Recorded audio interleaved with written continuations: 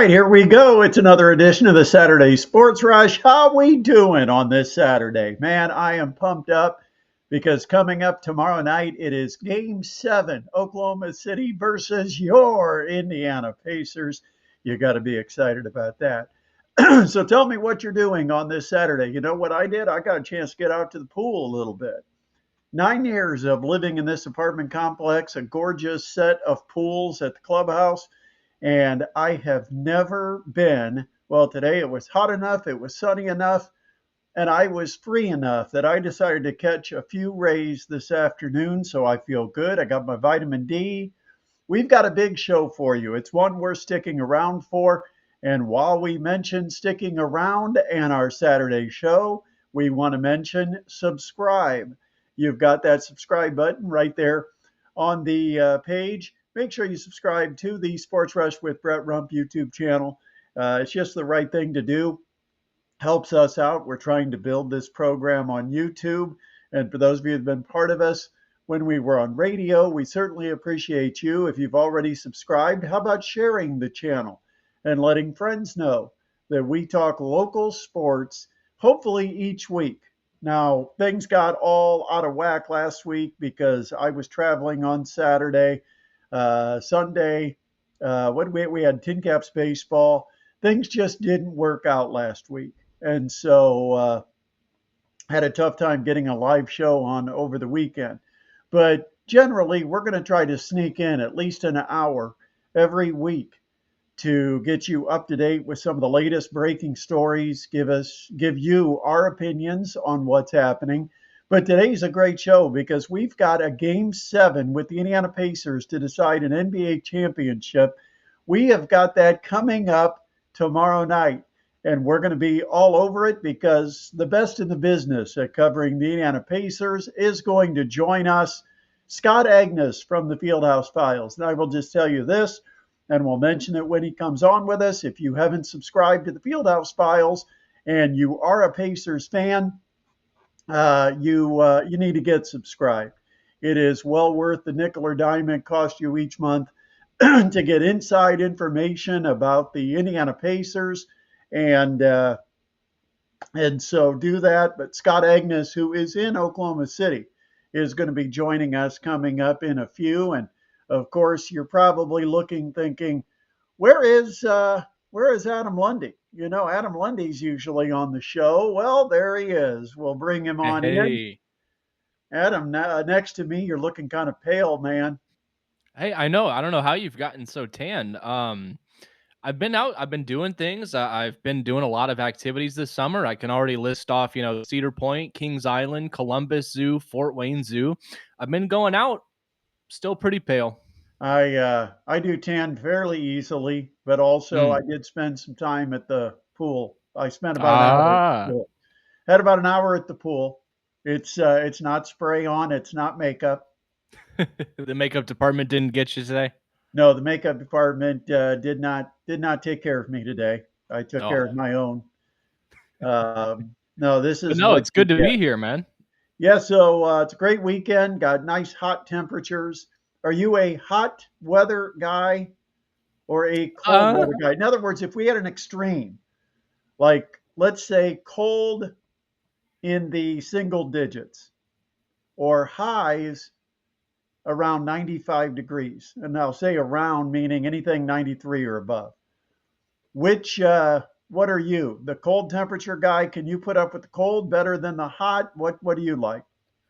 I can put up with the cold better than the hot, but I'm also not opposed to a nice hot day. Sometimes it's good to get a nice healthy sweat out and feel that sort of alive. But at I the want other end hot. of I know you want hot, but at the other end of the spectrum, it's also nice to being cold is nice because you don't have to worry so much about the sweating and the overheating and stuff, which I find a little bit more uncomfortable, but it's still not the worst. But yeah, I'll take the cold. I'll take the Yeah, cold. You can always put more on. it You is run out kind of of things to take off. it is kind of crazy. That I'm a guy that loves 92 with high humidity, pool day, beach day, and we've got a house in Florida, and here I am in Fort Wayne. That's how much I love Fort Wayne sports. Well, I'm Fantastic. here. Lot to talk about too. All right, so let's get to it because that's what people are tuning in for, and we do appreciate you. And if you have not already subscribed or clicked the button, make sure you do so.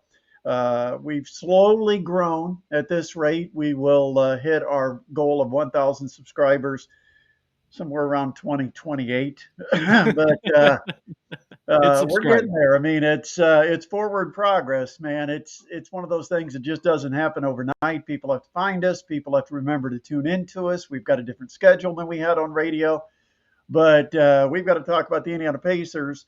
You know, it has been so much fun this series. I think one of the funnest things about it is watching all the so-called expert analysts that the networks have put together who couldn't be more wrong about this series from the beginning.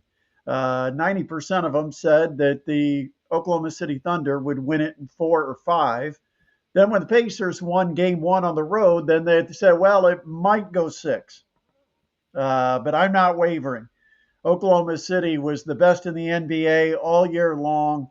They just weren't quite ready. They overlooked the Pacers, whatever excuse they wanted to give.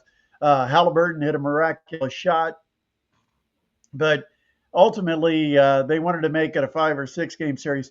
There's very few out there that stepped up and said, I'm going to pick the Pacers to win the series.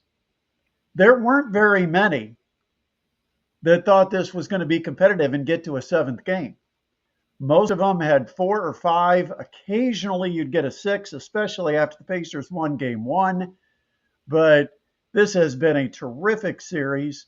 For those that didn't tune in, because it's not the biggest superstars in the game.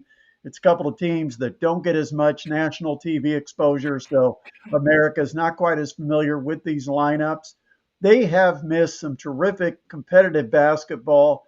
I feel sorry for them. The ratings haven't been great through the series so far. I think Game 7 will do well because it is Game 7, regardless of the participants.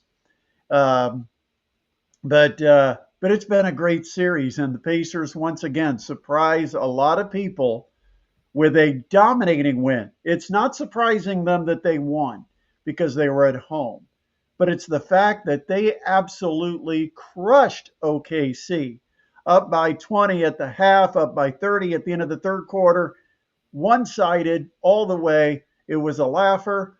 What do you make of that, Adam? How did that happen? Is this the Pacers playing their best basketball of the series, or is this OKC being okay? See you in game 7. See what I Little did? combination. I do like that. Little Yeah. combination of both, but I also think it's a little bit of that finals playoff experience starting to rear its head again. I think OKC got a little bit cocky after game 5 and thought they could, they either here's the thing. OKC either got cocky and said, "Hey, let's take this to game 7 and win at home. We can beat them any game we want to." Or OKC got cocky and let their guard down going into Indiana. And I think it was a little bit more of that one because not only did they get off to a fast start, OKC did, and it actually took a quick response from Indiana in the first quarter, which I thought was impressive. And then after that, I think OKC kind of ended up on its back heels. And what I'm thinking is now, do they feel like they're on their back heels and have to win this in front of their fans? Now it's pressure. Now before they might have been cocky and said, "Hey, if this does go to 7, we can win in front of our fans. We can win the finals in front of our fans." Now we have to live up to the expectations of our fans in game 7. So a little bit of a mental adjustment going to be needed from them. But I'll tell you what, Indiana's going to be going in there with a lot of confidence, not going to be worried anything about that Thunder crowd, I don't think. I mean, if you can handle Madison Square Garden, you can handle Oklahoma City. They've got a good crowd out there, but I think it might have been a little bit more vitriolic over on the East Coast. Well, here's my thought. Oklahoma City showed up with no urgency, no desperation. Pacers had all the desperation, and I've talked before that the more desperate team often has the greater advantage, that it's tough to beat a team who's fighting for their lives unless you can match that intensity and that energy that they bring. Oklahoma City didn't bring anything to game 6. They didn't bring any defense, they didn't bring energy, they didn't bring an attack mindset. The Pacers took it to the Thunder throughout that game. And as a result, the Thunder seemed to, I don't want to say give up, but they seemed to accept their fate, that it was going to be about game 7 on their home floor, and they just didn't have fight. I mean, that's one thing we've seen with the Pacers, regardless of home or away, all the way through the game, no matter what the score is, the Pacers are always competing, always fighting. To me, that showed something that OKC had no fight. I mean, that was a different team. You know, the aggressiveness they had defensively and those games that they won where they collapsed the paint, they've got hands all over basketballs. That was the Indiana Pacers. The Pacers looked like Oklahoma City. They collapsed in the paint, they got hands on balls, they blocked shots, they protected the rim. They did everything that OKC has done when they're effectively defending. And OKC did not do it in game 6. Pacers ran away with it, and so here we are with Game 7. Got to talk about Tyrese because the big question mark going into Game 6 was going to be his health. Here's one of my concerns. We're going to talk to Scott Agnes about this when he joins us a little closer to the bottom of the hour. But those types of injuries, it's a strain, probably just needs rest, a little bit of therapy, massage, maybe something to relieve the pain. But it's supposedly a six to 10 day type of recovery with normal rest. He comes back 3 days later. He's able to play. And he played pretty well and he pushed it pretty hard because to me, if you didn't know about the injury, I don't think you'd have looked at him and said, oh, Tyrese must be hurt. That doesn't look like Tyrese tonight.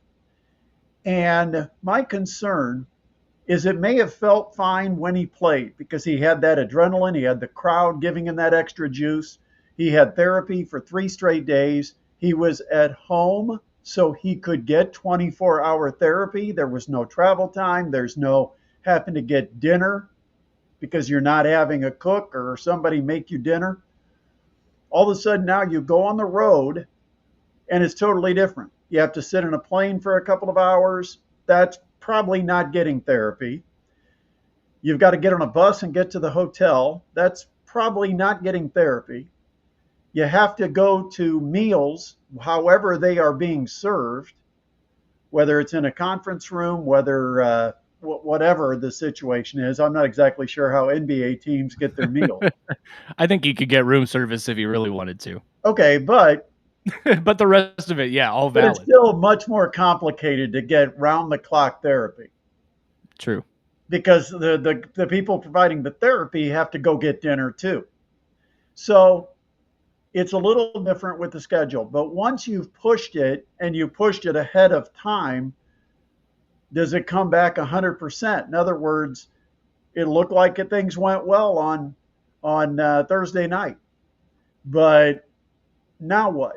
Is he going to be 100%? That's what I want to find out because Scott Agnes, I think, went to practice today and can give us Yes. an update on this.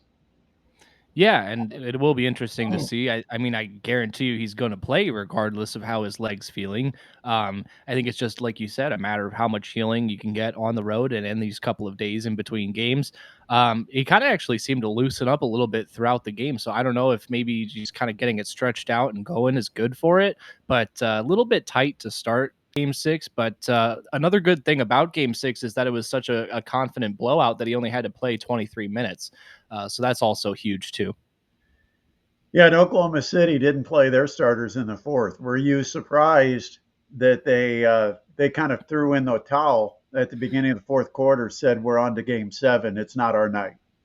I don't know. Yeah, I guess they kind of realized the magnitude of the game they're heading towards. Didn't want to risk it. So 30 was too uh, much. yeah, They were 30. I playing thought 30's too 90 to much. 60 at that point. Probably decided we're not coming back from 30. We'll keep everybody healthy and give them some extra Yeah, rest. yeah. All right, so got to talk about a couple of other things from this game because I took some notes. You mentioned it, Halliburton 23 minutes, but did score 14 points. He was aggressive at both ends of the floor. I'll tell you what, Tyrese Halliburton, and he used to be the real weak link defensively. He's playing much better defense. Now, you can't put him one on one against the other team's best player, but, for a third or fourth best player on the other team, I mean, he made that steal. And right now, that might be the play of the series was the steal, retrieving it, and then a no-look pass to a driving Siakam for a poster slam dunk over That was Jay Williams. nasty. Yeah. That was a baptism by fire. But like you said, Tyrese has been using some of that length that he's been blessed with to kind of get a little bit more in there, get a couple more steals, and just yeah, you like to see it on the defensive end too, because that's what they say, defense with the championships. Is there anybody more fun to watch play than TJ McConnell? As far as just pure spark plug energy, Just the it's stuff he's able fantastic. to do that there is no physics or logic behind what he is able to do. To shoot layups against guys that are 6'10", 6'11", to steal inbound passes over and over when he's out there. He this is what he's known for, and just the way he weaves through traffic and gets to his spot and pops up that little fade away from 10 feet. I mean, I don't know if there's anybody. I mean, there's more talented people and there's people who accomplish more athletic feats than TJ McConnell. But as far as an average, slow, non jumping white guy sitting on his couch watching the NBA, there is nobody I can relate to more than TJ McConnell. I saw a great post on social media. It's like we're so used to guys, not diving for balls and having hustle and going after rebounds like a dog. That all this stuff it makes TJ look like an anomaly. When in reality he's really just being a hustle player, and we're just not used to that Yeah. anymore. Yeah, we're not seeing somebody that actually is given 110%, 110% of the time. All right, Obi Toppin, he's had some ups and downs in this series, but an up for game 6, 20 points, 4 for 7 from three, and 6 rebounds. Solid from Toppin. Yeah, that's really when he can contribute too. I mean, he's not always going to be involved in offensive play, but when he can get the ball on the outside and hit his 3-point shot, that's always going to be huge. He's always liable for a crowd riling, game exciting dunk too. So good stuff from Obi. I like the rebounds too. So good stuff from a forward off the bench. I got a question while we're going through this live. We're still kind of learning on the fly. Can you see the comments that are coming in, or is that just for me Yeah, on the dashboard? I can certainly see the comments. I Okay. see. I believe that's Ryan weighing in there. Yeah, I saw a few come in for Ryan. I'm getting texts. See, the people that know me and know my number, they don't bother with the comments. They just are sending me texts. But I'm wondering if you're seeing this. But Ryan, want to keep up with anything, and it's my screen is not scrolling up and down. So, oh, there it is. Now it is. Ryan's excited because he's free. He's watching us live. Ryan is one of our biggest fans up in LaGrange. He's in an air conditioned bedroom watching on the iPad. That's the place to be today, and it's probably the Yeah. place to be for the next couple of days. It's supposed to only get warmer. Ryan also told us that he likes the warm weather. He tans easily. Uh, Nice. no, he likes the cold weather better Huh. So he because he tans sweats so easily. much. Oh, okay, Ah, I okay, I misread gotcha. that. He likes the cold better. But we were talking about the heat and the extreme heat. And of course, during the winter, you'll have the cold spells where it gets into single digits. What do you tolerate more, the hot or the cold? You can let us know by leaving a comment. I think comments are open. I know on YouTube, I think you have to be a subscriber, but you should be subscribing to the channel anyway because it's free. I mean, it's not like so many things we subscribe to. You're making some kind of commitment, or it's a free trial period, and then you get hit with a bill that you didn't expect. That's not happening here.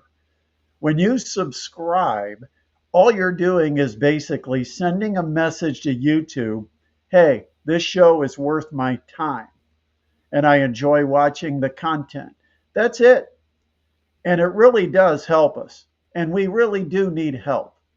Been that way for a long time. But right now, really do need your help to be a subscriber to the channel. And then make sure you like and share it with other people that follow Indiana sports. All right, we've got to talk about the good, the bad, and the ugly. We talked about the good. And so let's talk about the bad and the ugly. Miles Let's Turner. do it. You Uh knew this was coming. oh. Or should I say Miles Angel Reese Turner? Me bounds. You can't even get me bounce. And we got to be careful about saying that or we'll get sued. Oh Probably. yeah, we'll get copyright claimed. Yeah. Yeah.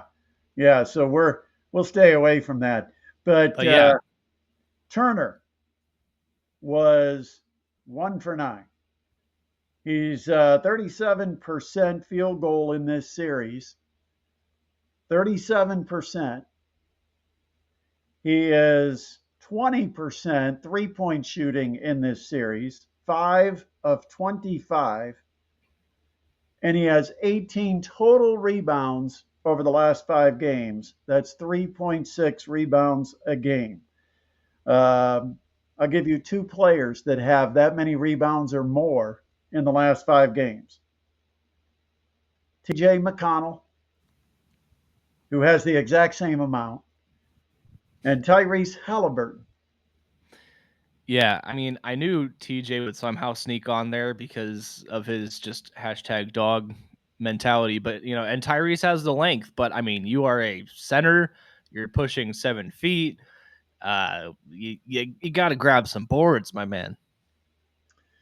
And so, yeah, not good. I mean, and so I guess the question, and I've asked it for about 3 games now, is Game 7 the game where Miles Turner shows his Pacers pride, understands how big of a game this is for him, his career. I mean, he's been loyal to the Pacers. The Pacers have been loyal to him.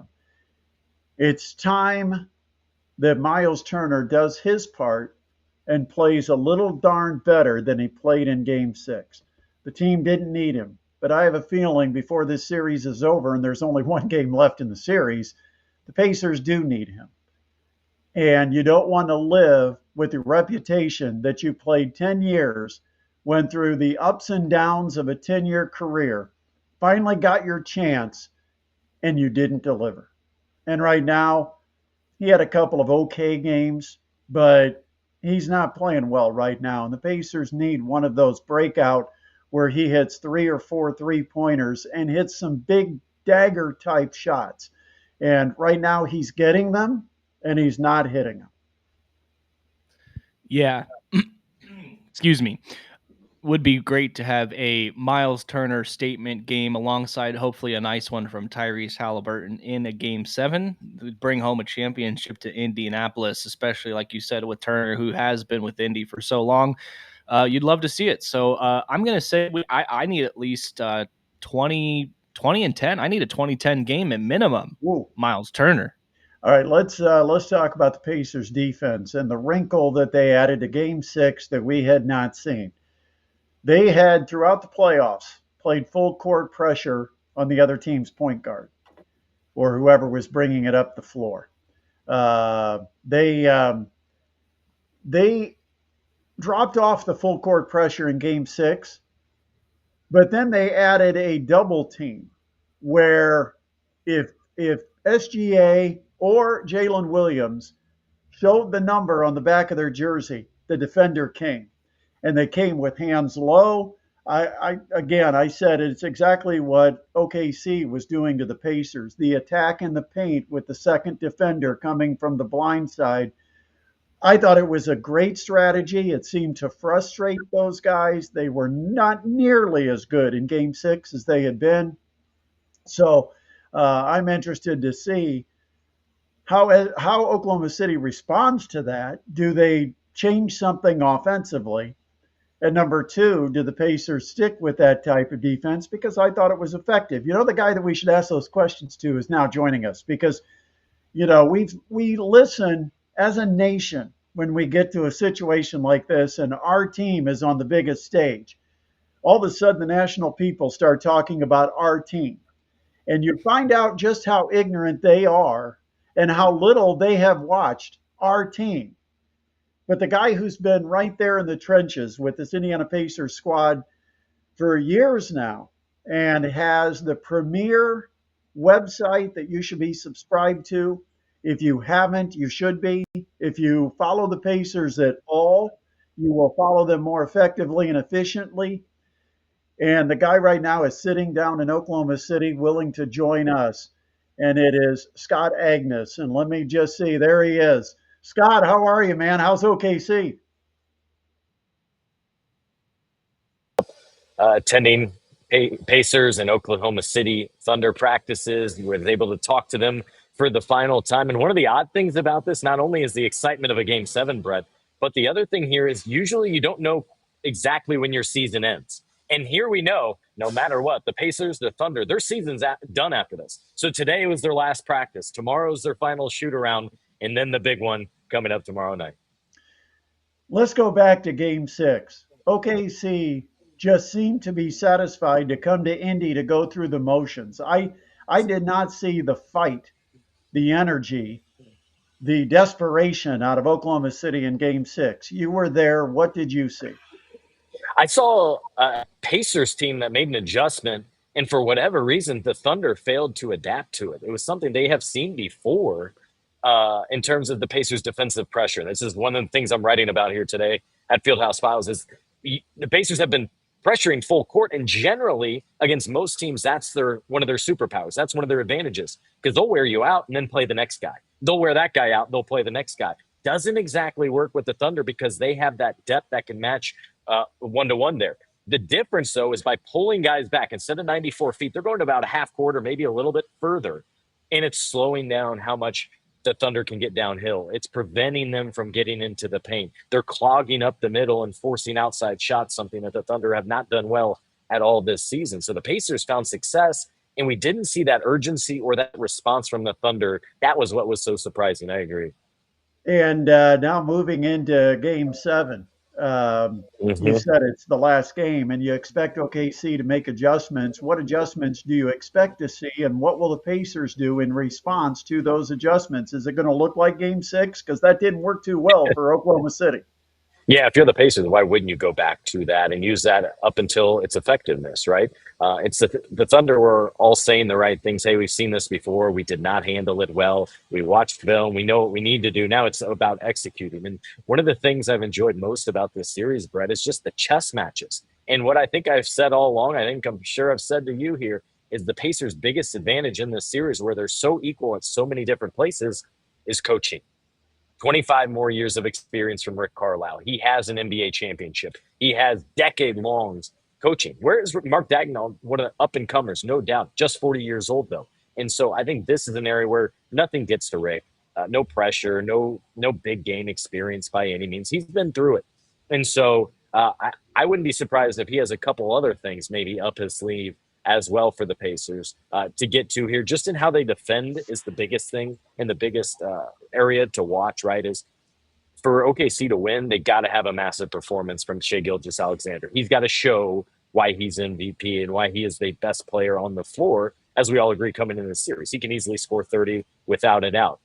And I think the effectiveness of that defensive pressure. And then it was the other things. The Pacers won all the 50-50 balls. They did knock down some shots, although the surprising thing is neither one of these teams has really shot it well from three-point range all series long. So if one team can do that while managing turnovers, that team will probably be raising the trophy tomorrow night. Yeah, the Pacers have struggled. And does OKC do anything different defensively, or do they just play with more energy at home? Because the two games where the Pacers have been horrible in turning the ball over have happened down in OKC. I think the number one thing is the talent level that they have defensively. They have at least two guys that are on the all-defensive team, and it starts with Lou Dort, who, forget even Tyrese's injury. He's minimized Tyrese's output here, keeping him under 20 points, keeping him to 6, 7 assists instead of the 11, 12 that has worked well. And so then it goes to Jalen Williams, who can score. We've obviously seen not the last game, but the previous three. He was on the rise and the player of the game. But what he's able to do defensively with his size and everything has been impactful in all this. But outside of that, then it's the way in which they play, their scrappiness, their length, and how they swarm the ball. How they actually, I think, what was it? All these games are running together at this point. But the last time we were here, I want to say, so game 5, they really sped up the Pacers, which is hard to do for a team that wants to play fast, wants to play faster than anyone. But the Pacers were a notch too fast. They piled up. I think it was the second game where they had like 23 turnovers. That's the recipe for disaster when no one's playing well. It was Siakam, I believe, that finished with 8 turnovers, which was stunning for how poised, steady, and control he is. But it was also a reflection of how much they were putting the ball in his hand and needed him to lead as Tyrese was hurting a little bit. And by the way, I want to go back to my original point with the defensive end. Part of the other thing that's so impactful about where they pick up, that pickup point, is that it doesn't add too much stress on Andrew Nembhard. And they need offensive production from him, just like they did last game. He knocked down 3 threes. He's the guy that could be an X factor for the Pacers in Game 7, given how he plays in big games, what he does defensively, and how he welcomes the big shot. If they're down late, it could be Halliburton likely, but I wouldn't be surprised if it's Siakam or Andrew Nembhard, Brett. When you talk about Rick Carlisle, some of the subtle adjustments that he has made, and when you talk about the matchup of the head coaches and the experience that Carlisle has, one of them that I think's gone under the radar is he almost has switched point guards. Tyrese has moved off the ball, and Nembhard has kind of taken over as maybe the primary point guard. It's a subtle change, but it's also been pretty effective. Yeah, and it's one of those things right now, it's probably out of need. As you want to lessen the stress, lessen the workload on Tyrese Halliburton. It was huge that he only needed to play 23 minutes in Game 6. And we talked, and I'm writing about what it took to get him ready. Well, he's doing even more down here in Oklahoma City, to get even more prepared for Game 7. We're talking hyperbaric chambers and STEM and red light therapy. Anything that you could do, he's trying it, because he's only got to get through one more game. Then it's his off season, and basketball to him does not matter until October with all of that. And so, yeah, Rick Carlisle's made the right calls, I think, in that. Again, I think he's their biggest asset in winning this series ultimately. And TJ McConnell's capable of playing on the ball. I mean, to your point, many times TJ will be out there and he'll run the point. Tyrese will play the off man. And some of that, to be fair, they talked about doing coming into the season, and that's to try to maximize Tyrese's minutes, allow for him to be a better version of himself while he's out there. But we obviously know why they're going to it even more here over the last few games. Yeah, I think game 1, it was Tyrese who had the high number of was it game 1 or game 2? One of those early games, Tyrese had trouble handling the ball, and it took some of the pressure off him in that regard. By Game 1, having they all had high turnovers, right? Yeah. 25, I think, total, but it only cost them 9 points. That was the difference, and that's why they were able to win. Yeah, that's true. All right. Want to talk a little bit about Miles Turner. And I've said for 4 games, okay, the breakout game's coming where he's going to hit some of these 3-point daggers, right? Because Miles is a guy that in flow, when the team gets a little run going, it always seems like the ball finds Miles and he hits maybe the dagger 3 or adds to a run. He's not hitting them right now. He just doesn't. He seems to be a little out of sorts, almost like he's pressing and it's not working. What do you see from Turner? I like what he's doing defensively. I want to note that, but offensively, you're right. It's not enough. You need to get his usual 12, 14 points per game, especially I've thought late in these couple of games that they have lost, how many times they've run a pick and pop. Miles is right there in his sweet spot at the top of the arc. Nobody in the league shoots better and more effectively from top of the arc than Miles. And it just, for whatever reason, has not been here this season or this series. He's, I think, 5 of 25. The shot's been there. The shot has been open. It has, and he's 5 of 25, I believe, 20%. Hasn't shot it confidently, and I think he was pressing a little bit in a couple games ago, just trying to see one to go down. And maybe you run that pick and pop. That's one thing I always like to see to start games for the Pacers, because if Miles shoots well and knocks it down, the offense is humming, and he's a better version of himself defensively. I should also note that there was a sickness that went around the team that certainly hit Miles there in the middle of games. I would guess he's mostly over it not an excuse, but it certainly helps inform why he wasn't completely at full strength. You could see him gassed up, I think, in a negative way, like game 4, game 3, whatever it was, after that tempo and everything. So that certainly played a part. But they're going to need him to knock down at least a couple of those threes as well. I don't think the centers have been nearly as impactful as we all anticipated overall in this series, whether it's Hartenstein or Chet Holmgren as well. All right, I got past this, so I'm jumping back. This is a terrible interview because I missed my opportunity on the follow-up earlier. And Adam, you're shaking your head because you probably heard it because we talked about it earlier. Hey, we'll get him next time. Yeah. I'm still a rookie at this. Someday I'll figure this out. Scott, you mentioned Tyrese Halliburton and the treatment that he's getting. I said earlier before you joined us that it's very easy to get treatment when you're at home and you can have people taking care of you 24/7. But when you've got to get on a plane, you got to get on a bus, you got to bus to an arena, you've got, all these media obligations. How is he?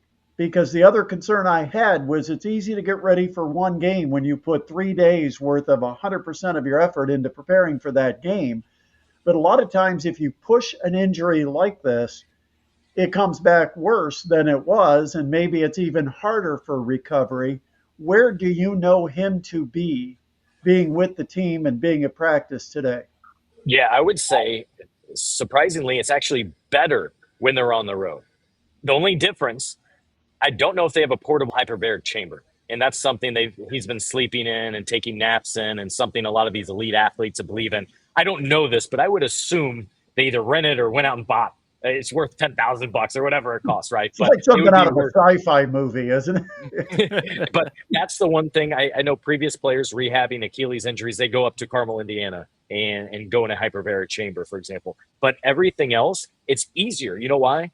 The head athletic trainer, the physical therapist, they're in the same hotel. Nobody has to drive to each other's houses. They have all the equipment with them. All the medical staff are within a couple of floors of the same building, which is across the street from the arena. So everything is just right here and comfortable in Oklahoma City. Yes, you have a taxing in terms of one more flight, but to be right here with your medical staff and all your devices, that's fantastic. Maybe the other thing is if you wanted another MRI, it's not your hospital, where maybe you can be a little bit more private. But I doubt he needs another one of those tests. But team doctors travel with the Pacers during these postseason runs, absolutely. And, of course, they want to be part of it if they win the Game 7. But in terms of how does he look, again, they had practice earlier today. All we get to see is shooting, talking, walking up and down. So it's very hard to describe from there, other than, he wasn't walking completely normal. He said he was a little bit sore, a little stiff in that right calf area after the last game. I think that's pretty normal, pretty typical coming off an injury like that. But he said, look, I'm ramping it up. I'm doing even more and doing as much as I can. I will be out there. So I would expect probably the same version of him. The reality is, though, he only played 23 minutes because that's all that was needed. What happens when he goes a little bit further, when he goes 28, 30, can't even go 35 minutes? There's no minutes restriction on him. It's much more a reflection of how does he feel, how does the medical staff and the training staff as a whole see him. And if you can visibly see he's struggling, Tyrese has made a point to Rick, say, hey, I want to be out there, put me out there. But if I'm not doing well, if I'm holding the team back, take me out.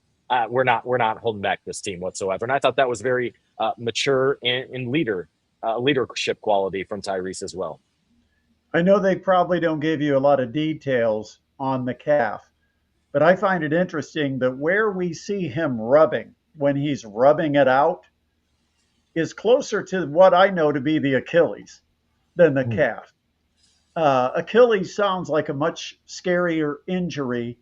Do they give you any details on variations of calf strains or where they're at as far as the calf muscle? No, nothing like that. We don't even know the grade of it. And for those that don't know, there's 3 grades. If it's more than grade 1, he wouldn't be out there. I can guarantee you that, because grade 2, you're out for like a month. Grade 3, usually it's torn so much that you need some kind of surgery or operation. So you could kind of assume it's at most a grade 1, or else there's no chance physically he could be there. No medicine, I think, could push you towards that. But he is wearing that gray sleeve. I'm sure people have seen. I would assume that's for compression, maybe like something me or you might wear on a flight to help with blood flow and those sorts of things. Obviously, he's getting world-class treatment. That's the other thing I like to stress is if it's me or you, Brett, like we're probably not back in 3 days. We don't have endless resources, the hyperbaric chambers, red light therapy, all of that kind of stuff. This is the elite of the elite with the elite quality of everything. And so that's what's making it possible. Yes, the biggest concern in all of it absolutely is Achilles. I think here's where I just lean on, just like Tyrese has the medical. And I got to believe if there was any kind of tears that would lead towards the Achilles or better indicators, I don't know what those are, but I'm sure there are. They would put the kibosh on it and say, no, you're not out there. Medical staff's going to lead towards the player's health here. And so that's what I'm going off of. It's obviously a risk for further calf strain or Achilles, but I got to believe it's much more minimal based on what I was just saying, and the doctors couldn't let him be out there. Adam, you got anything? I don't want to ignore Adam. Normally he's behind the scenes. I just got him sitting here right in the middle and asking nothing and not even participating. Normally I do that to him and nobody knows I'm ignoring him. But this time it's like, why is Adam even on the screen right now? He's not got anything going on. What do you got for Scott, Adam? Yeah, I guess my question would be if, Tyrese would happen to be limited or isn't, performing up to his standard. Is it going to need to be another scoring by committee type of night? Is Pascal Siakam and Miles Turner going to need to step up? What's it going to need to look like? Should Tyrese Halliburton not look like Tyrese Halliburton in Game 7? Yeah, I think in this series, it's the team that's had the best production from its bench has won the game. I think it was last in Game 6, throwing out that fourth quarter. That was Pacers had a 30-point lead. OKC didn't even play their starters. Pretty sure the Thunder had like 6 bench points to that point. They only had 60 points total. And so for the Pacers, it's obviously winning those bench minutes. But on top of that, it starts with Andrew Nembhard's. Let's assume Halliburton's limited or can't give you what he wants. And that's another reason why that defensive play is so effective, to reduce his workload on that end of the floor as much as you can. He needs to give you probably 15 points and a couple big threes. Siakam will have to have a big night. He's the guy they've leaned to over the last 15 months since he was acquired here, just given his playoff experience. He's won championships in the G League with the Toronto Raptors, and it all started this season with a players-only minicamp down at his home in Orlando. And so they're looking to him. They're looking to Rick Carlisle for that championship experience. And then it kind of feels like a guy like Aaron Nesmith quietly could go off. And you looked at the box score, Adam, and all of a sudden he's got 4 or 5 threes, and they're all coming out of the corner, which is a sweet spot for the Pacers and something the Thunder have given up more than any other team this season. It's something we certainly saw in Game 1 and has carried over here as well. Scott, I got to ask you about officiating because it seems inconsistent to me. It seems moderate at best if we were to judge it, kind of mid-range. These are supposed to be the best of the best. I mean, I thought they were calling fouls that weren't fouls. And I try to watch this without being biased, but it looked like the Pacers were getting the short end of the stick on a few calls the other night. What have you thought about the officiating? And I don't want you to say anything if you're subject to NBA fines as an NBA media member, but no. What about the officiating so far? I thought it was just that one game. I think it was Game 4, if I remember right. That was just troublesome. It was that Scott Foster crew, and that was alarming because you're right. There wasn't the consistency, and they'd call ticky-tack here and then let a physical play on. And it went both ways. That was the concerning part. It's like going into the game, you just want to know, starting with the first quarter with the new set of officials, what are they going to emphasize? What are they going to be called? And then let's have it the rest of the way. So you can adapt, you can plan for it. Aaron Nesmith's been a guy that's fouled out in a couple of games. He nearly fouled out of a third straight game. Obviously, he has a big defensive assignment, as does Andrew Nembhard. And yes, I wouldn't be surprised. Actually, I would be surprised if we don't see Scott Foster coming up in Game 7. And obviously, your audience probably remembers what Rick Carlisle went out of his way to back Foster. Mostly the negativity that overwhelms, and I think that's just nice. And it feels like Rick is kind of take on that fatherly role in many ways with his team, with the league.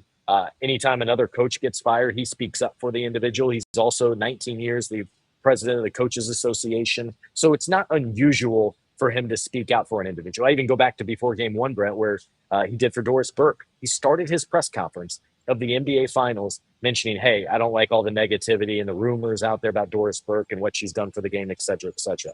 But I would fully anticipate him, maybe a James Capers. What you just hope is they set this tone early in the game, and then it's predictable the rest of the way and fairly even. Because what we don't want is there was that game. I want to say it was a game one. No, it was game four. I think it was like 71 combined free throws. I don't know, 53 combined fouls. That's just not a good quality basketball game. Because on top of that, then you threw in there a couple challenges, a couple reviews, and before you knew it, Brett, it was almost a 3-hour basketball game. That's unacceptable. Yeah, my guess, if I had to pick, you're in the same direction I am. I had Davis, Capers, and Foster as the guys coming back for the three officials. And Capers or Davis could go a couple of different ways, but and it's funny because you would expect the guys who have ranked the very highest would earn that spot. And I mean, I think we can admit Foster completely blew the SGA step back, and I'm not blaming the loss on it, but there was a push off. There was about 4 steps before he planted to take that baseline jumper in game, what was that, game four? Um, he missed that one. Here's the thing I'll tell you. According to NBA data, he's like top 3. So based off their numbers, he's one of the highest ranked officials, and so are all of them that we have seen in the NBA Finals. That's how they qualify. They don't just pick them. Now they do try to mix in a couple new ones, including Tyler Ford, who's from Indiana, went to Ball State, and I think he got one game. Maybe it was game He 3. worked game 3 because he got Yeah, a home game an hour from his hometown, which I thought, oh, wink, wink. yeah, We'll but take but that. it also goes the other way. To be fair, Zach Zarba, I believe, is the number 1 official. He's from New York, and I remember him doing Pacers Knicks in that series. So at this point, I don't read too much into it. Too many people would have to be in on something crazy like that. But I think it is very real that we talk about Game 7 and the pressure and the emotions and the loudness of the building. That gets to all of us, myself included. Like, I'll probably in that first quarter, I won't be able to hear my thoughts. That's certainly what happened in Game 1. It was that loud, and they give these fans these noisemakers and all these kind of things. So it's natural and human for the officials also to be impacted by the stakes and the millions of viewers on the line. Louder building, Gainbridge or Paycor? It feels like Paycor. I've had a national media member say, hey, they're piping in noise. They also give out paper that people turn into noisemakers because you're not officially allowed to have noisemakers. So that absolutely helps with the noise. It also could be the location and how the noise is filtered in. But I will say Gamebridge was as loud as it's ever been here during this series. It just feels, at least in our spot, that here in OKC, it's almost chilling and jarring to your head how noisy it is. And even after the first game, guys were like, there was a 2 or 3 minute stretch we couldn't hear each other. Now, the positive of all that, Pacers don't call plays. They're not signaling anything at all. It's all read and react. So as long as you can block it out, however difficult that may be, that does not impact them as much as, say, a football team when you got to put in a play call, have a cadence at the line of scrimmage, and all those sorts of things. I know it's the first experience of the NBA Finals for you, but just in the experience that you've had covering the playoffs, loudest 2 buildings in the NBA, would you say? Is that fair or not fair? Yeah, I think that's definitely fair. I would throw Toronto up there. That's one of what had previously been one of the really good ones. Chicago has the most fans, but they haven't been relevant since Derrick Rose, so you can't really throw that building in there. But yeah, I would say these two are right there. And the cool thing here, no matter what, Brett, is the team that wins on Sunday is going to win their first franchise NBA championship. And I always think that's cool, right? We don't need to see the Lakers or the Celtics win their 19th and whatever. I think it's cool. Regardless, you can be happy for whomever out there, given the stakes and given how these two teams were built and the various stories. Like to some extent, it feels like a redemption for Rick Carlisle, who had been out of the playoffs for 10 years, came back to Indiana for a third time, and has built this team into a contender. On the other side, Mark Dagnall had to earn it at the G League, much like the G League players, and was promoted. Then they went through some dire years. They have all these draft picks, and yet they too are ahead of where anybody had predicted them to be and have brighter days ahead, just like both teams. I don't expect you to make a pick on the podcast here, but what do you expect out of Game 7? What type of game are we going to see? Is it going to be a game where teams play tight? Do the Pacers have an advantage because they've gotten the pressure game out of the way? They've played it. they know what to expect in a back against the wall type of situation. Um, what kind of game are we going to see tomorrow night in your mind? So, yeah, this is a situation that none of the players have been in a game seven of the NBA Finals. So this is all new that nobody can really lean on here. I think again we'll see a couple wrinkles out of Rick Carlisle and his staff that will be advantageous. I think the start of the game there should be some tightness, right? It may be like the start of the second half where the last game where the teams combined to miss their first 14 shots. Took 4 minutes and Tyrese made a layup. Pacers went on a brief run. You had that review, I think it was 5:30 left in the third quarter. Halliburton came out. Pacers blew it up to 30 points. That was the rest of the game. I would Well, expect and if you physical. remember, Scott, not to interrupt, but if you remember, the Pacers started the game that way. They I did, mean, yeah. They missed their and the only first whatever difference it was was, 10 Oklahoma shots. City hit a few shots, but in the second half, nobody hit. But the Pacers started both halves ice cold. Mhm. I think why I bring that up is for whatever reason, it's not a good thing, but that's been this Pacers storyline. They always start slow. We always talk about them starting slow. And that's why we've also had to talk about them making comebacks in the playoffs and regular season of 20 points, of 19 points, of 18 points. For whatever reason, they get off the pine slowly there and usually have to use an early timeout. But I would expect physical. I would expect free throws. They're gonna feel the pressure of this one, but at the same time, for the OKC side of things, they got to have some adjustments for that defense. SGA has to be magnificent. He needs to show why he's MVP of the league and the series. And on the other side, I think the Pacers will do it by committee, just like always. There'll be a couple bench players that pop off and play very well. And then you need solid contributions from the starters, led by Siakam. And they got to win that three-point battle. We know turnovers a big deal. That's any game, but they got to win that 3-point battle because that's one of the reasons they've had a strong advantage in several of the games. But once again, Brett, for the seventh straight game, no surprise, Pacers are the underdogs and by quite a bit. Yeah, although the public is starting to buy in a little bit. It started, I think, at 9.5, and it was bought down to 7.5. So there was some early money that took those 9.5 points for the Pacers. Scott, How I much want to is give that? you a chance. How much is that? People just want value, I wonder, too, right? Yeah, yeah, they may not pick the Pacers to win, but they figure that's the value of a game that Mhm. might be lower scoring because it is a game seven. But The key number for the Pacers is 111 points, by the way. The last yeah, game, you throw out the fourth quarter, but I think they're 14-0 in this playoffs when they reach 111 points. So that's something for the audience to realize. And if it is a lower point total, that plays more into the Thunder's hands. yeah, and I think the last game I think was the first one they won when it was under Yes. 111. Yeah, so yeah, it's pretty defining number. Scott, I do want to take a moment for you to kind of mention the coverage because we've kind of watched you over the years. When did Fieldhouse Files start? Because I feel like we watched it being born, developed, growing. I remember when you were trying to get enough subscriptions just to take your first road trip. I mean, you've been with this team through the highs and the lows, and now this year it's kind of your reward, and it's great to see you be able to get to each game to cover it. But go ahead and give all the particulars about subscribing and what people can expect from the Fieldhouse Files. Yeah, so I actually launched it during the pandemic in July 2020. And so we've been going since then, obviously expanded a lot more fever coverage as demand has thrived off that and Caitlin Clark, obviously. But this is my 13th year on the beat. My first two seasons were the back-to-back conference finals appearances. They had a couple more good seasons, but then it's kind of been dire, quite frankly. And from the pandemic, those first few years, right, they reached the lottery 3 straight. Other than that, the Pacers and the Spurs have been like the two most consistent teams getting to the playoffs and in wins. So that has made things difficult. But since Rick came here, that's the thing I keep going back here, Brett, is since Rick Carlisle came here in 2021, he's been transformative with the franchise in so many different ways. And so, yeah, this season has, especially in the finals, has been fun for me to get back and cover this team and be able to be there on an everyday basis has been fantastic. And just encourage people to check out Fieldhouse Files and Fieldhouse Files podcast. By the way, I just want to mention one thing about Rick Carlisle, and I even brought this point up. He was hired, and like a year later, it looked like the Pacers were going through a rebuild.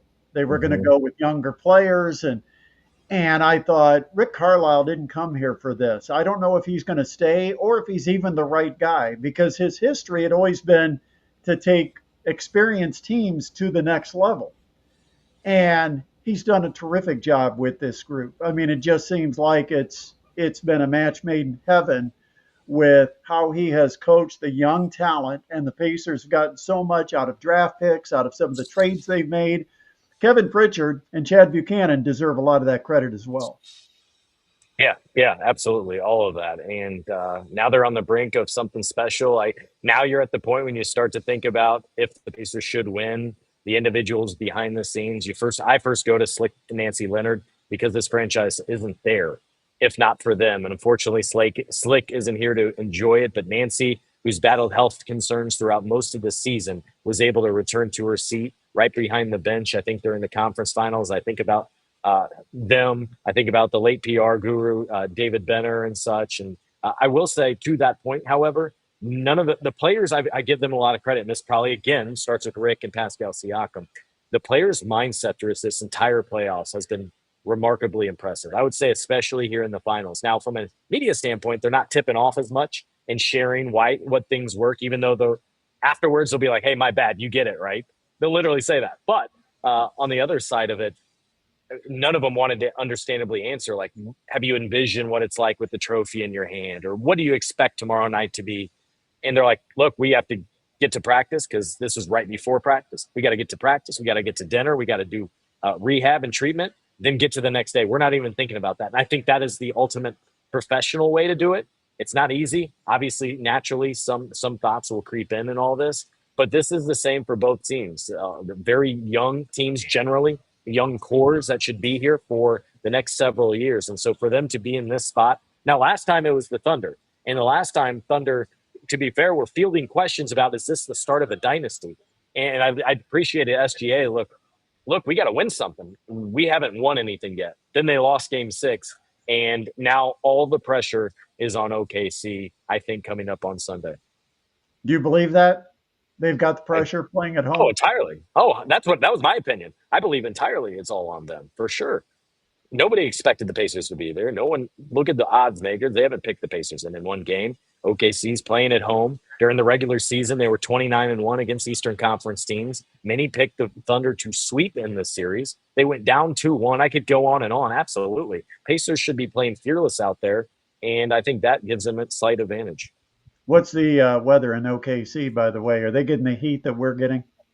Yeah, it's toasty. It is. Fortunately, it's only a couple block walk from the arena here. Normally, we walk through the convention center, but right now, that's being torn down, being turned into a new venue, a new arena for the Oklahoma City Thunder. So it's hot. I'm wearing layers because arenas are always freezing. It's a nice contrast, even more so when you go to Vegas in Summer League. For Summer League coming in July, it's 115 degrees outside. It's 60 degrees inside the arena. So now, regardless, it'll be hot here. I want to make sure to be clear before we go. We're a podcast that's about opinions. We aren't reporters. Scott is a reporter. So if you want the inside scoop on what is happening with the Pacers, the Fieldhouse Files is where you get it. Anything that breaks, any kind of news or notes about the matchup in the series after the game. I don't know how you get it all done because I'm exhausted just from watching the game. But you're doing the live video. Yeah. The live video. Now, do you have to wait until a certain show or program is done, or can you go on at any time with your credential? I wondered how the rights work with that, if there's any conflict. Well, I want to go to press conferences and talk to people post-game. So I don't think I would be allowed to fire up until ABC's coverage is completely off, which they go to like Scott Van Pelt right after. So it'd probably be like 5 minutes. That doesn't really affect me. I read it because they mention it all to the local news, a lot of local news, both OKC and Indy, that are here to cover it. But I'm probably doing it 45 minutes after a game because not only do I want to share what I observe and can conclude based on the game, but insert, hey, after game, what was it, 5 here, I had that clip of Tyrese limping off the podium. And what does it mean? Should we read into it? Is it nothing? No, it absolutely is something. I've watched this team all season. I've never seen that limp. So those are the type of things I try to provide. The challenge is it's after midnight, but I'm still able to get an audience of about 50 to 100 that join me live, and then many more that join me on the either replay or I reshare it on the podcast as well, who for those that enjoy it on that type of platform. Now, I will say the fact that you followed this team all year, I do think you were the first one to note that Tyrese had a limp. I think you might have broken that. Yeah, it wasn't any type of breaking news in that I had it. It's just I noticed it and was aware of it. I got videos of him walking in and walking off because it was certainly notable in there. And yeah, you got to report what you see. And because my whole point of my job, I want to be fans' eyes and ears. If they're not at the arena or if they're not talking to these players, what's the feel of the team? And so that's what I try to provide each and every day. Scott, terrific stuff, and look forward to all of your coverage for Game 7. Mm-hmm. This has to be like a bucket list item for someone that covers the team, right?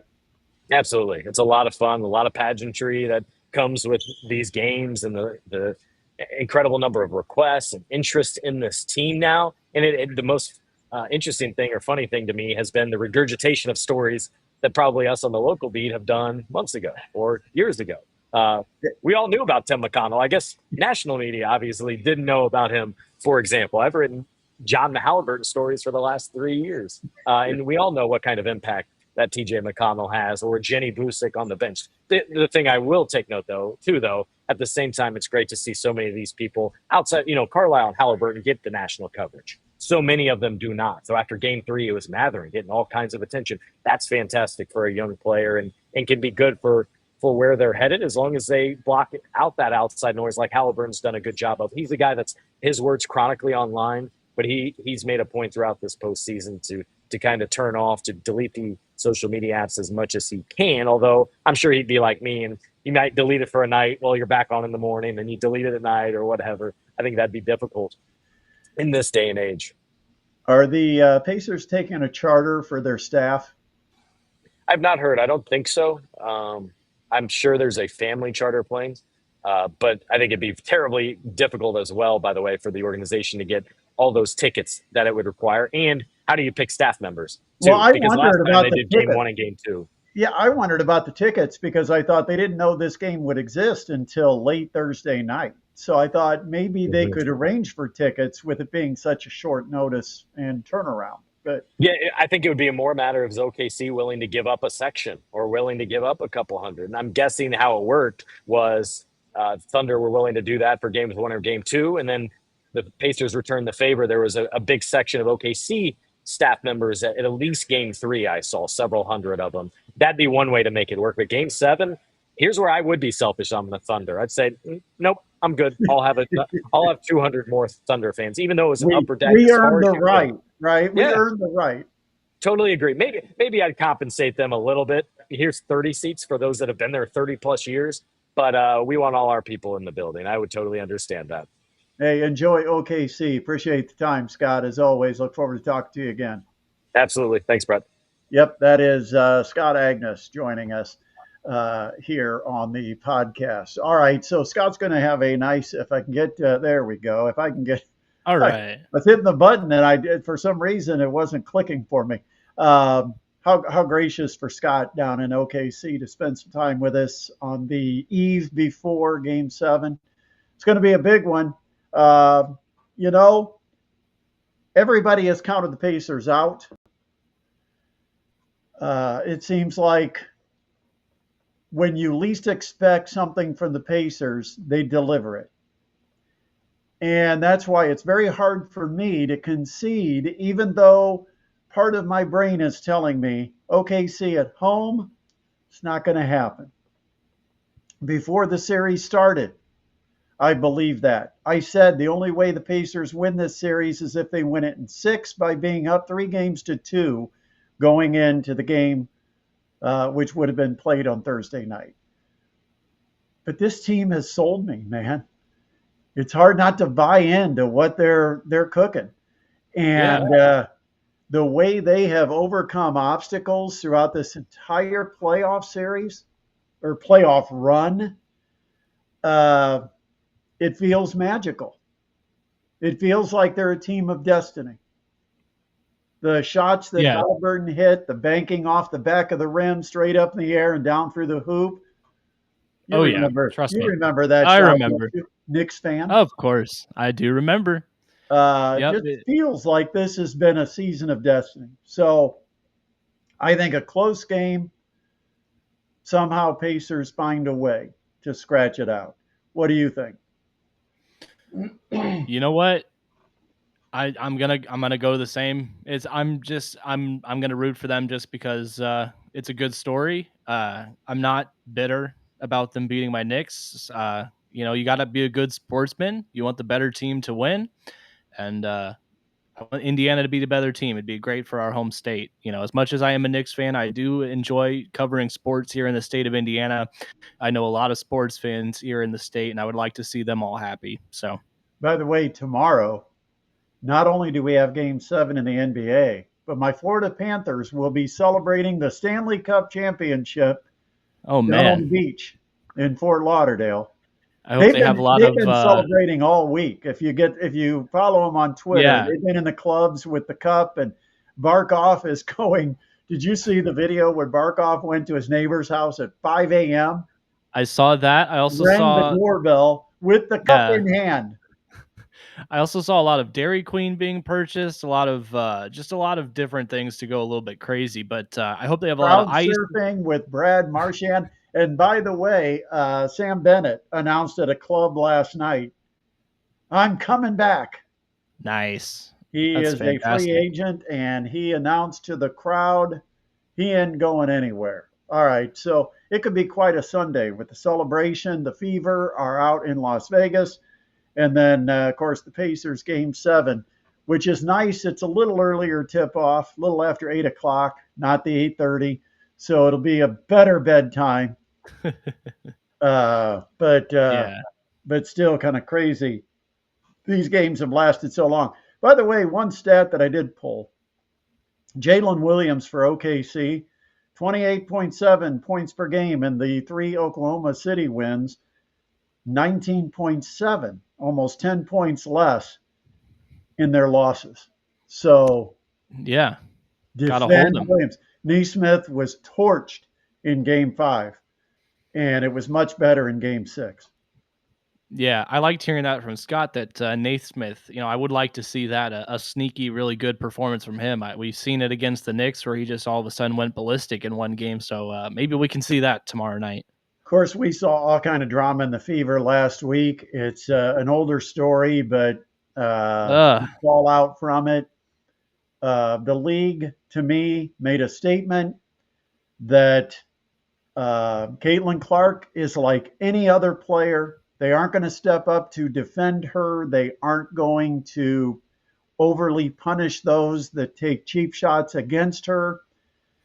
I mean, I man, don't know why the league is trying to satisfy a bunch of mediocre players to hurt their crown jewel in Caitlin Clark. She is the league right now.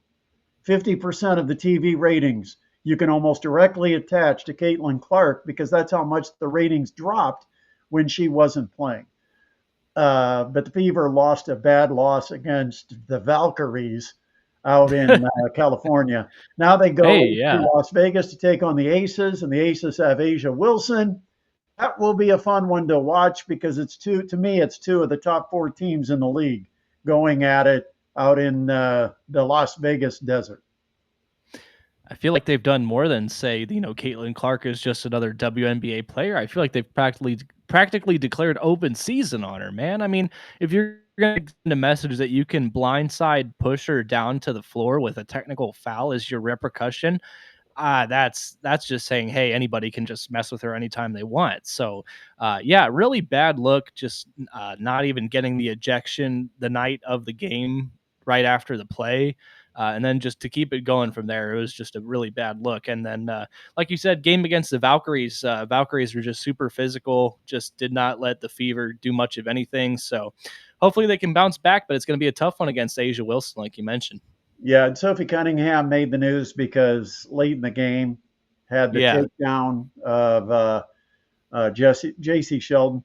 Here's my take on that too. It wasn't like she went out and gave Sheldon a cheap shot. And I've heard people refer to it as kind of bush league what she did.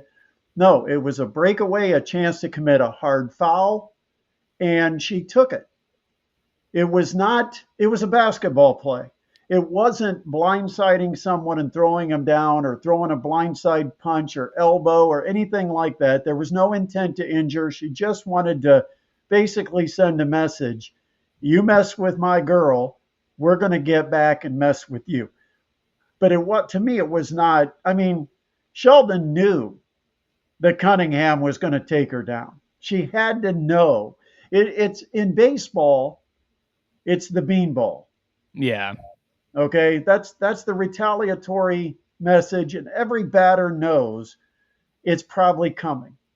Um, there's always in hockey, it's the guy that's going to come out on your shift when you've been spotted that is going to drop the gloves. You know that you're going to have to fight to defend your own integrity, but somebody's probably going to kick your butt because they're going to send their best fighter out to even the score against you. And so, the self policing type of thing is not a surprise. It's not unusual for sports. It wasn't a cheap shot. To me, it's not Bush League. I think too much was made of it. Yeah. What else we got to cover? We got anything else to cover? Oh, the Tin Caps. Tin Caps start off the second half of the season with a win last night against First Dayton. place. Let's go in the Midwest. The first place. If the season stopped before tonight's game, Tin Caps would be in the playoffs. Yep. And you love to see it. Hopefully they'll keep the momentum going into tonight's game and make it 2 in a row. Eric Yost on the mound for the Caps tonight. So we'll see. All right, we got to wrap it up. It's been a long Yes, we time. do. I know you got to get there to do your Tin Cap stuff. All right, everybody have a great Saturday night. Sunday, Pacers, Oklahoma City. We'll, of course, I'll have a video or two to post on this sometime tomorrow night, Monday morning, whenever. But it's big for Indiana. First time Pacers have been in a situation of playing in the finals in 25 years, and they never got to a point where they could win a game and win the championship. So let's go. It could be the first time in Pacers history.